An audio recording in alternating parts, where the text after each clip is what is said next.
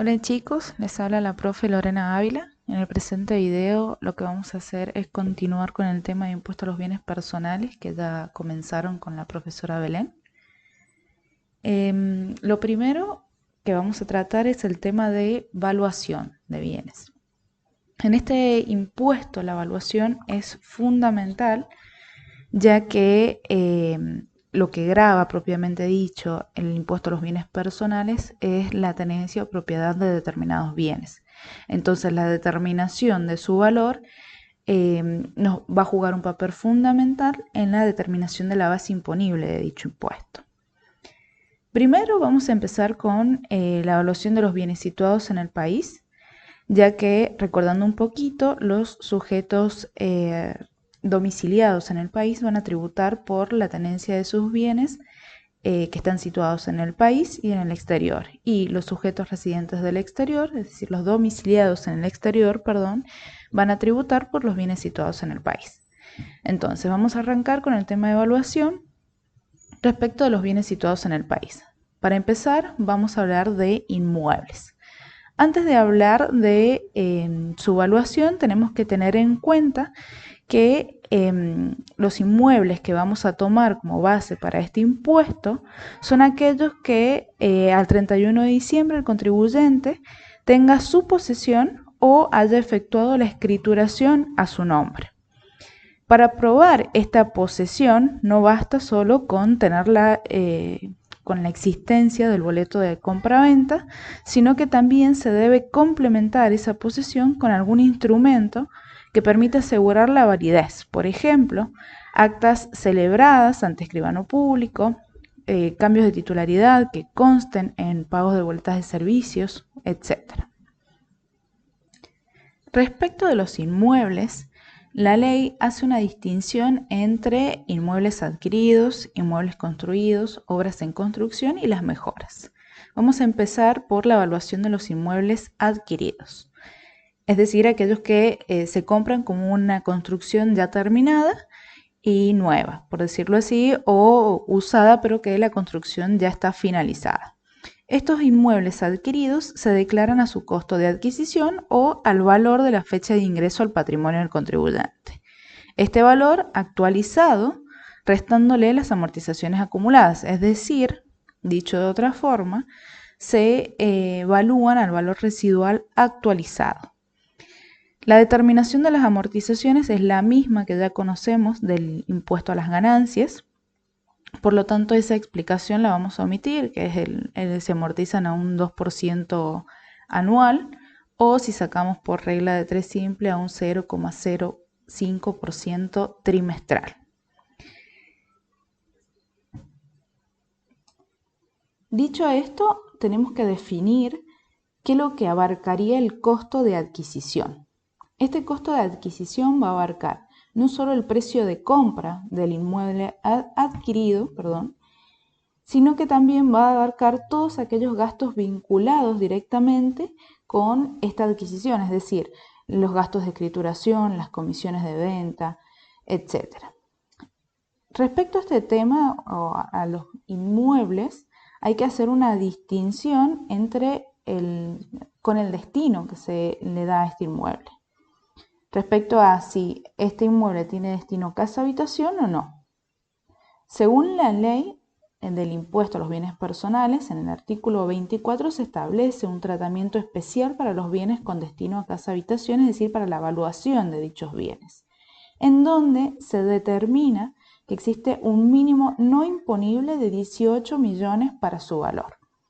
Es decir, si como resultado de la evaluación, es decir, calculamos el valor residual de este bien, obtenemos que este valor es igual o inferior a 18 millones, se va a considerar en la declaración jurada del impuesto un importe igual a cero.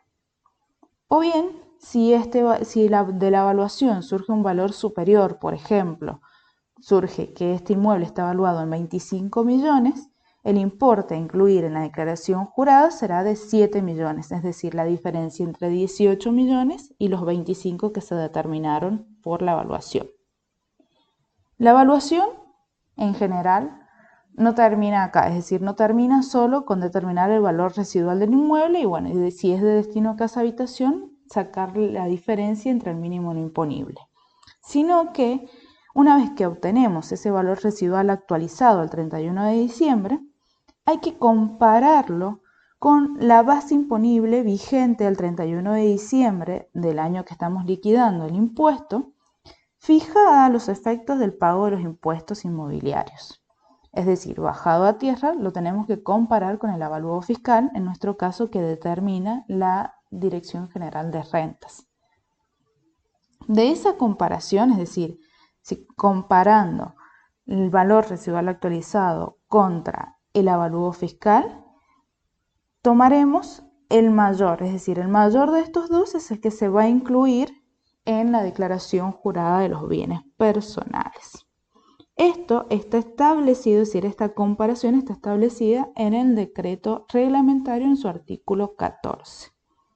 Además, en el artículo 17 del decreto reglamentario nos establece que cuando podamos probar fehacientemente que el valor al 31 de diciembre es inferior que el importe que se ha determinado anteriormente, es decir, la comparación entre el residual y el avalúo fiscal, tomamos el mayor, ese valor mayor es inferior al valor en plaza, podremos tomar el valor en plaza, siempre y cuando esto se pueda probar fehacientemente. Les repito, esto está establecido en el artículo 17 del decreto reglamentario de esta ley. Ahora pasamos a la evaluación de los inmuebles construidos. Como les dije al principio, la ley hace una distinción entre los distintos tipos de inmuebles. Ahora trataremos la evaluación de los inmuebles construidos. En este caso, al valor del terreno que tendremos, lo vamos a actualizar, o sea, al valor de terreno actualizado el 31 de diciembre se le va a adicionar el costo de la construcción, que se va a calcular actualizando cada una de las sumas invertidas desde la fecha de adquisición de cada una de estas inversiones hasta la fecha de finalización de la construcción, menos la amortización acumulada. Acá también se va a aplicar el decreto reglamentario, su artículo 14 y el artículo 17, es decir, el artículo 14 se va a comparar con el avalúo fiscal y se va a tomar el mayor, y en el artículo 17 vamos, si se puede probar fehacientemente que el valor en plaza es inferior, tomaremos ese valor en plaza. Para verlo gráficamente, yo les he colocado una línea de tiempo, donde tenemos la adquisición del terreno en el mes 1, por ejemplo. La primera inversión en el mes 4, la segunda inversión en el mes 5, la tercera en el mes 8 y la finalización de la obra en el ejercicio siguiente. Y nos encontramos en este caso liquidando al 31 de diciembre del X10, es decir, 2 años después. El valor de adquisición del terreno, si vemos las flechitas, lo vamos a actualizar al cierre del ejercicio que estamos liquidando. Cada una de las inversiones, es decir, la primera, segunda, tercera, las vamos a llevar actualizadas a la fecha de finalización de la obra. La inversión total la vamos a actualizar al cierre del ejercicio que estamos liquidando. A esta suma del valor le vamos a restar la amortización acumulada para obtener el valor residual actualizado y este valor lo compararemos con el avalúo fiscal.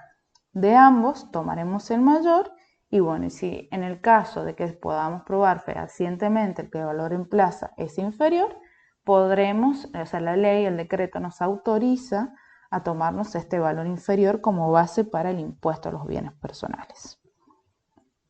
Esto para inmuebles construidos. Ahora vamos para el caso de las obras en construcción. En el caso de las obras en construcción, que es decir, entraríamos como en el tramo del medio del grafiquito anterior, lo que vamos a hacer es tomar el valor del terreno actualizado a la fecha de cierre del ejercicio que estamos liquidando y le vamos a adicionar el importe que resulte de actualizar cada una de las sumas invertidas a la fecha de la finalización de la obra o a la fecha del cierre del ejercicio que estamos liquidando si es que la obra todavía no se ha finalizado, en este caso, porque estamos tratando de obras en construcción. Veámoslo gráficamente. Vamos a tener la adquisición del terreno en el mes 4 del X1, la primera inversión en el mes 6 del X1, la segunda en el mes 9 y la tercera en el mes 11. Es decir, todavía no tenemos fecha de finalización y estamos liquidando el ejercicio X1. El valor de terreno lo llevamos al cierre y todas y cada una de las inversiones también las actualizamos al cierre del ejercicio. Sumamos estos dos valores y obtenemos la evaluación. Acá no hay amortización acumulada para restar porque la obra todavía no se ha finalizado y no está habilitada. Recordemos que las amortizaciones se cuentan desde el ejercicio de alta o de habilitación del bien. Pasamos ahora como a la cuarta etapa o a la cuarta parte que hace la ley respecto a la cuarta variante que hace la ley respecto de los inmuebles, tratando las mejoras. ¿Cómo evaluaremos las mejoras? Se van a determinar de acuerdo a lo establecido para obras construidas o en construcción según corresponda y según en el momento que nos encontremos al estar liquidando el impuesto de los bienes personales, si esta mejora está siendo construida recién o si ya se finalizó. Una vez que determinamos ese importe, es decir, el valor residual actualizado o la determinación de la evaluación de las sumas invertidas actualizadas al cierre del ejercicio, se le va a detraer el importe que resulte de aplicarle el 2% anual en concepto de amortización. Es decir, lo mismo que les dije hace un ratito. Lo que vamos a hacer es determinar el valor residual actualizado de esta mejora si la misma ya está construida, para así poder compararla con el avalúo fiscal y de ambos tomaremos el mayor. Gráficamente se los he puesto, valor residual del inmueble más la mejora menos la amortización de la mejora. Es decir, al valor residual del inmueble que le vamos a incluir esta mejora le debemos sumar el valor residual de la mejora y ese valor compararlo con el avalúo fiscal. ¿Por qué esta aclaración? Porque no va a haber un avalúo fiscal específicamente para la mejora, sino que hay avalúo fiscal para inmuebles completos ya terminados. Por lo tanto, deberemos comparar contra ese avalúo fiscal y tomar el mayor. Ahora pasamos o continuamos con el tema de evaluación, pero ya salimos salimos de las variantes de los tipos de inmuebles y entramos en un caso particular respecto de los inmuebles, que es el de los créditos para la adquisición de la casa habitación. En este caso, la ley le da un beneficio al contribuyente a fin de poder deducir del valor del inmueble el importe de los créditos. Con crédito estamos hablando, nos estamos refiriendo a capital más intereses, que le hubieran otorgado a este contribuyente para la compra o construcción del inmueble.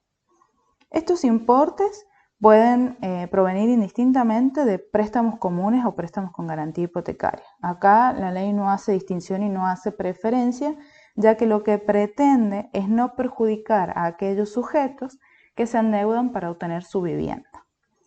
Acá les he puesto un ejemplo respecto de cómo se determinaría la evaluación de un inmueble para el cual se obtuvo un crédito hipotecario. Tenemos el caso del señor Julián, que escrituró un inmueble que está situado en la provincia de Buenos Aires. Este inmueble está escriturado en 90.000 pesos el 11 de enero del X1. Según la evaluación fiscal, el 80% del valor total corresponde a edificio y el 20% a terreno. La adquisición se hace posible a través de un crédito hipotecario que le dan de 87.000 pesos, del cual adeuda el 31 de diciembre del X2, que es el ejercicio que estamos liquidando, 80.000 pesos. La base imponible para el impuesto inmobiliario es de 75.000 pesos. Ahora bien, ¿cuál va a ser el valor impositivo del bien? Aquí tenemos ya todo el ejercicio resuelto. Tenemos que en primer lugar sabemos que el valor del edificio equivale a 72.000 pesos, que es el 80% de los 90.000 que nos dio al principio, como dato. Y que el terreno asciende a 18.000 pesos, que es el 20% de los 90.000. En segundo término, tenemos que la amortización acumulada va a abarcar 8 trimestres. por lo cual el coeficiente de amortización es del 4%. O sea, lo que se hace es una regla de 3 simple. Si el 2% es para el año, el 4% va a ser para los 2 años. Entonces, el valor residual del inmueble va a ser el siguiente. Los 18.000 más, o sea, los 18.000 que es el valor de terreno, más los 72.000 que es el valor de la amortización, menos la amortización acumulada, los 72.000 por el 4%, lo cual arroja un valor de 87.120 pesos de evaluación, de valor residual. Como el valor residual es mayor al fiscal, que es de 75.000, a los efectos del impuesto lo que corresponde tomar es el primero, es decir, el que sea mayor, el residual actualizado.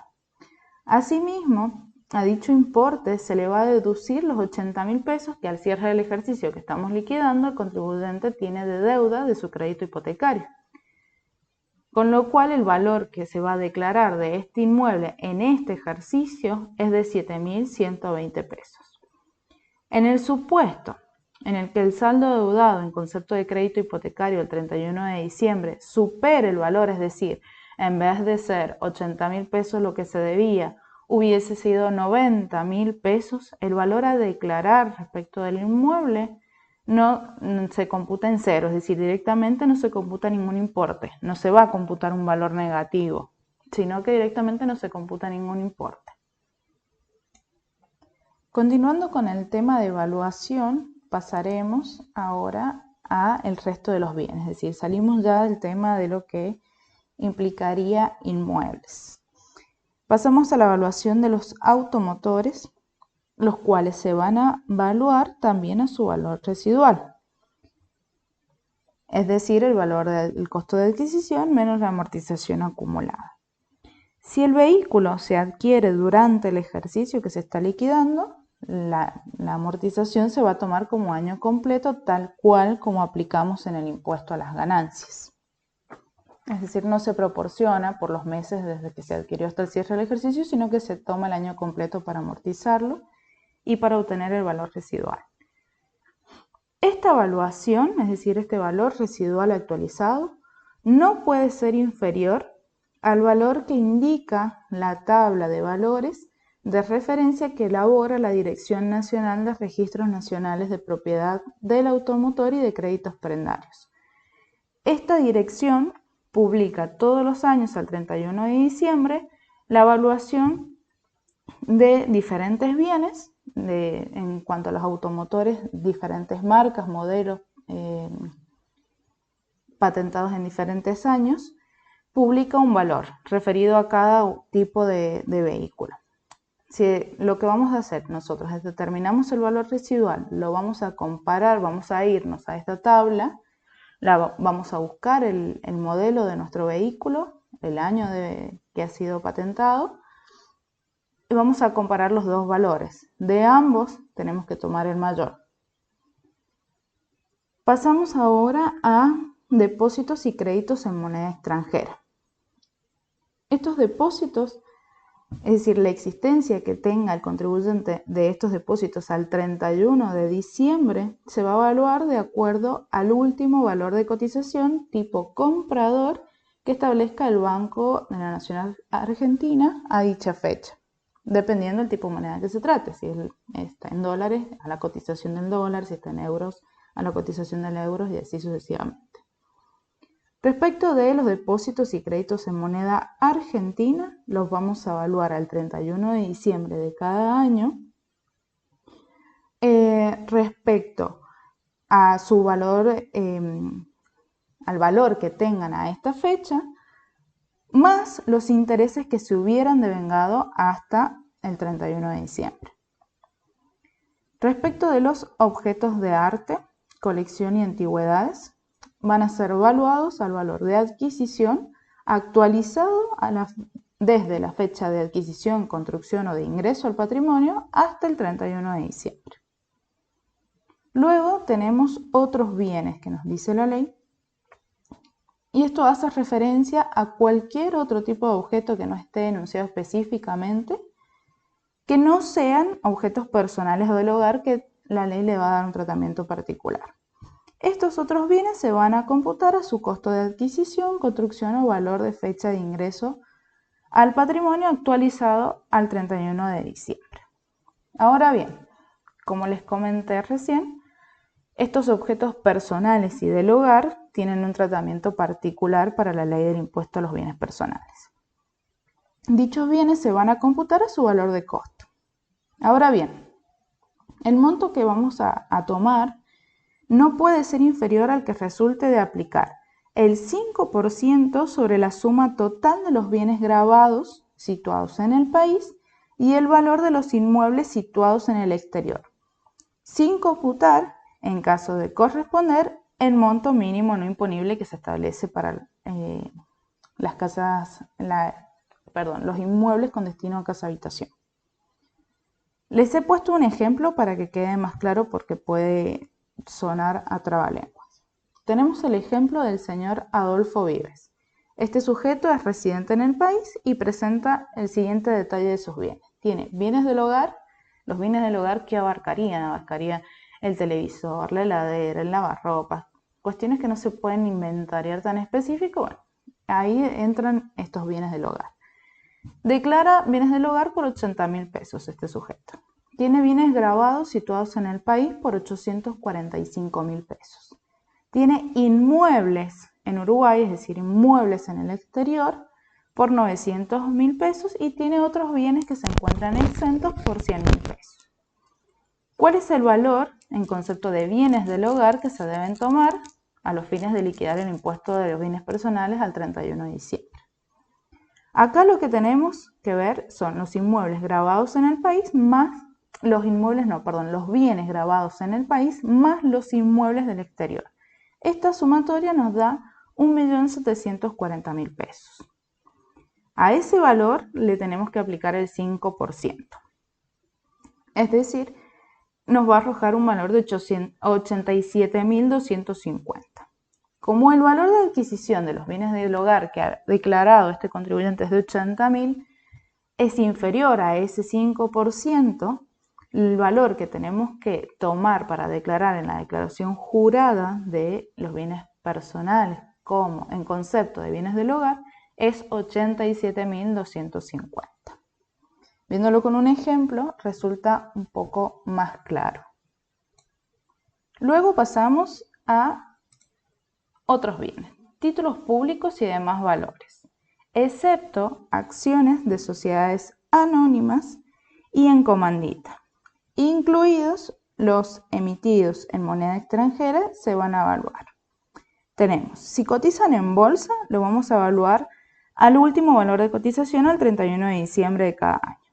Si no cotizan en bolsa o en mercado, su costo va a estar incrementado por el importe de los intereses, actualizaciones y diferencias de cambio que se hubieran devengado hasta el 31 de diciembre. Y, por último, las cuotas sociales que entrarían dentro de este concepto, las cuotas sociales de cooperativas se van a evaluar a su valor nominal. Por otro lado, tenemos las acciones. Las acciones se evalúan al valor patrimonial proporcional que surge del último balance cerrado el 31 de diciembre del ejercicio que se está liquidando. Pasamos a los bienes del exterior. Respecto de los bienes del exterior, vamos a tener todo lo que es inmuebles, automotores, bienes inmateriales y bienes no incluidos en otros incisos. Se van a evaluar al valor en plaza en el exterior al 31 de diciembre. Y respecto de los créditos, depósitos, existencias en moneda extranjera, títulos, valores que cotizan en bolsa, se van a evaluar al tipo de cambio comprador del Banco de la Nación, que establece el Banco Nación, del último día hábil anterior al 31 de diciembre de cada año. Después tenemos los bienes adquiridos a título gratuito. Estos bienes también deben ser declarados en el impuesto a los bienes personales y su evaluación va a ser el valor que tenían tales bienes en cabeza de su antecesor a la fecha de la declaratoria de herederos o de la declaración de validez del testamento o tradición del bien donado. Si no es posible determinar ese valor, va a corresponder computar el valor en plaza que tiene tal bien al 31 de diciembre. Hasta aquí quedamos con el tema de evaluación. Lo que yo les aconsejo, porque la evaluación es muy similar a la del impuesto a las ganancias, para que no la confundan, háganse un cuadro comparativo con ambas evaluaciones. Y cuando les toque dar en un examen final, por ejemplo, alguna, hagan la comparación con la otra. Así uno se da cuenta de que han estudiado y que han comprendido las dos, las de los dos impuestos, tanto de bienes personales como el impuesto a las ganancias. Ahora pasamos al tema de base imponible. La base imponible de este gravamen o de este impuesto está constituida por la suma de los valores de todos los bienes gravados, ya sea los situados en el país, en el exterior, los recibidos a título gratuito, excluidas las acciones y participaciones en el capital de cualquier tipo de sociedad regida por la Ley 19.550, con excepción de empresas y explotaciones unipersonales, es decir, con excepción de esa participación, las otras se excluyen. Y esta base se le va a detraer el mínimo no imponible que establece el artículo 24 de 2 millones y se va a tributar sobre el excedente. Pasando al tema de alícuotas, para entender un poco mejor, lo que vamos a hacer entonces, determinamos la base imponible, evaluamos todos los bienes que nos corresponde incluir en este impuesto. Si la sumatoria de estos bienes es inferior a 2 millones, no nos corresponde tributar. Si es superior a 2 millones, el contribuyente tributa sobre la diferencia. Eso es lo característico de un mínimo no imponible, tributar sobre la diferencia. Respecto del tributo, es decir, qué alícuota o cómo se va a aplicar la alícuota, no hay una alícuota fija, sino que funciona tal cual el impuesto a las ganancias. Tiene un sistema de progresivo por escala. Vamos a tener 4 escalones, uno que va de 0 a 3 millones inclusive, otro que va de 3 millones a 6.500.000, de 6.500.000 a 18 millones y de 18 millones en adelante. Tenemos que tener en cuenta que los valores que nosotros vamos a ubicar en estos escalones es el excedente de los 2 millones que se establecieron como mínimo no imponible. Si nos ubicamos en el primer escalón, vamos a tener un fijo y un variable. Como fijo de impuesto vamos a tener 0 pesos y como variable el 5% que exceda de 0. En el segundo escalón lo que vamos a pagar es 15.000 pesos de fijo y el 0,75% de variable sobre lo que exceda de 3 millones. Y así sucesivamente. En el tercer escalón, 41.250 de fijo más el 1% de variable sobre el excedente de 6.500.000. Y cuando nos ubicamos en el último escalón, el fijo es de 156.250 y el variable 1,25% sobre el excedente de 18 millones. Funciona exactamente que la tabla del artículo 94 del impuesto a las ganancias. Cuando estudien este tema se van a encontrar quizás con normativa del año 2019 que salió por única vez respecto de repatriación de bienes, en donde para aquellos contribuyentes que hicieran la opción de repatriar bienes que tuvieran en el exterior, se les daba o se les otorgaba el beneficio de una alícuota reducida del impuesto a los bienes personales, es decir, para que declaren todos los bienes que tenían. Aparte, también se van a encontrar con normativa que todavía no es definitiva, que está en proyecto, que es el impuesto sobre las riquezas, que también encuadraría dentro del impuesto a los bienes personales, es decir, el día, en el momento que vayan a rendir el examen final, si se promulga la ley respecto de ese impuesto, también deberán estudiarlo dentro de lo que corresponde al impuesto a los bienes personales, porque es una variante de ese impuesto, el famoso impuesto a las riquezas que se quiere implementar. Ahora, por último, lo que les voy a dar es una serie de pasitos a tener en cuenta cuando vamos a liquidar el impuesto a los bienes personales. Lo primero que hay que hacer es un inventario valorizando todos los bienes que tiene el contribuyente. Es decir, nosotros, contadores, tenemos un cliente que viene y nos dice tengo que liquidar o no impuestos a los bienes personales. Lo primero que tenemos que hacer es hacer un inventario, es consultarles respecto de todos los bienes que tienen y sus valores. Segundo, lo que hay que hacer es verificar la titularidad de dichos bienes, porque puede venir el cliente y decirnos, mira, tengo un auto pero lo puse a nombre de mi mujer. No, este auto entonces no lo vamos a declarar. Tengo una casa pero está en sucesorio, todavía no la escrituran, todavía no tengo la titularidad, no corresponde. Entonces, primero inventariamos, después verificamos la titularidad de los bienes del sujeto.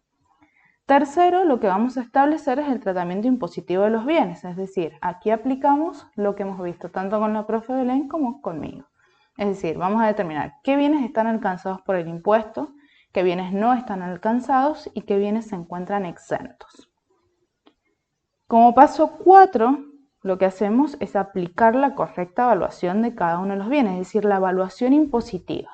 No importa si el contribuyente nos dice, mira, yo lo compré al auto en 500.000, pero la evaluación impositiva nos arroja 300.000. El valor que nosotros tenemos que declarar es el que establece y determina la ley.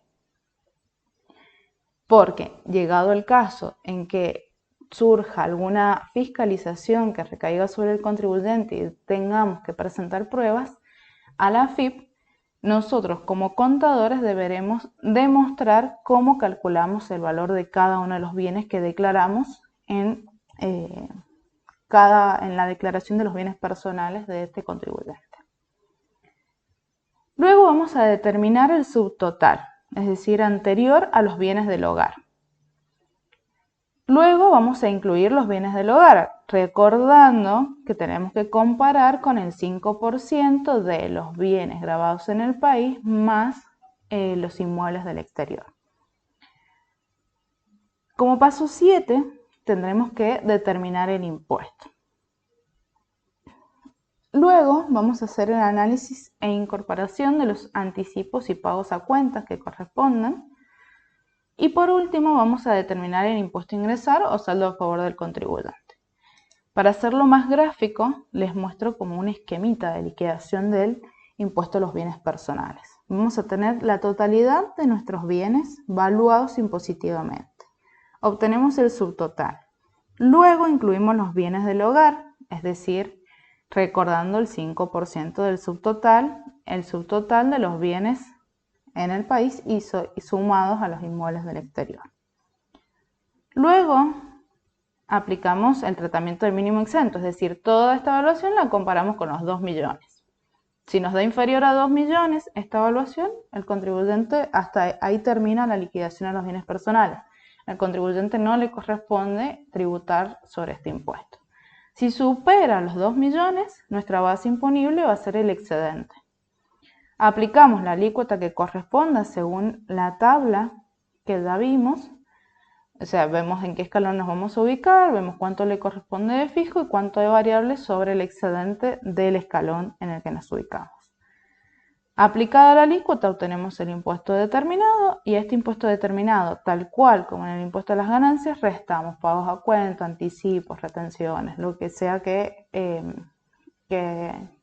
hayamos pagado por anticipado respecto de dicho impuesto. Y por último, obtenemos el impuesto a ingresar o saldo de libre disponibilidad. Dentro de los pagos a cuentas les doy un dato extra. Hace poco, y ha sido muy nombrado, ha salido un impuesto respecto de las compras que hacemos todos los consumidores, todos los sujetos, no importa si somos contribuyentes o no, respecto de las compras que hacemos en dólares, que es un impuesto que dicen que se va a reintegrar como pago a cuenta del impuesto a las ganancias y de los bienes personales. Eso puede ser un ejemplo de los pagos a cuenta agregado a todo el contenido que ya han visto con la profesora Belén Vargas. Bueno chicos, aquí termina el tema de impuesto a los bienes personales. Este tema va al extraordinario. El extraordinario es el jueves 19 de noviembre a las 20 horas. Y con la profesora Belén Vargas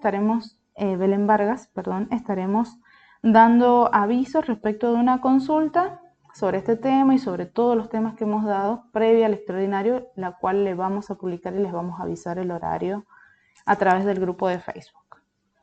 Cualquier duda o consulta que tengan, no duden en preguntarme. Muchas gracias por su atención, chicos.